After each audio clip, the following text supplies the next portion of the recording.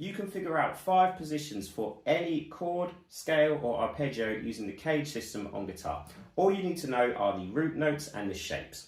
Let's take a random chord like E flat and we're going to figure it out in 5 positions on the guitar.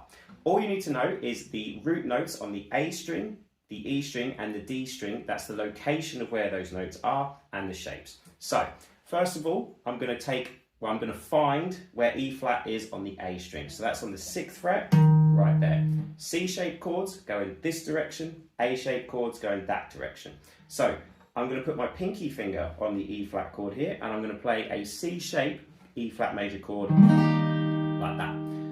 It's called a C-shaped chord because it resembles a C chord in the open position like that, but it's not a C chord, it's an E flat chord as a C shape. A-shaped chords go in this direction, so I'm going to take that same root note. The C shape and the A shape share the same root note.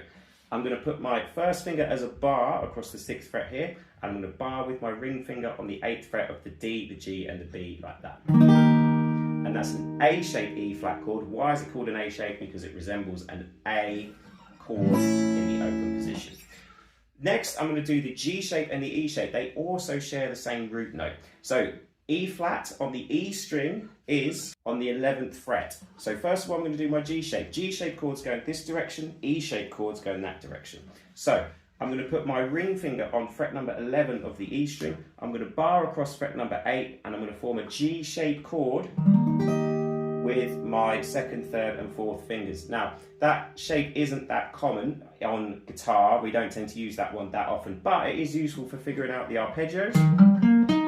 And it's there if you want it. Going in this direction is an E-shaped chord, so that's on the 11th fret. I'm going to form an E-shaped chord here using that same root note. And that's another E-flat chord right there. Finally, I'm going to do a D-shaped chord. I need to find where my E-flat is on the D string. That's on the 1st fret. First finger goes there, and I'm going to form a D-shaped chord with my 2nd, 3rd and 4th fingers. They look like a D major chord on guitar.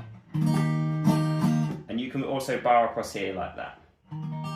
Now again, doing the full shape, I don't actually do that often. I tend to just do this and play on the high 3 strings. I tend to just use my 1st, 2nd and 3rd finger and omit the bass note. It's up to you. It's there if you want it. I hope that helps. If you want more CAGED help, give me a like, give me a comment, and I'll see you next time.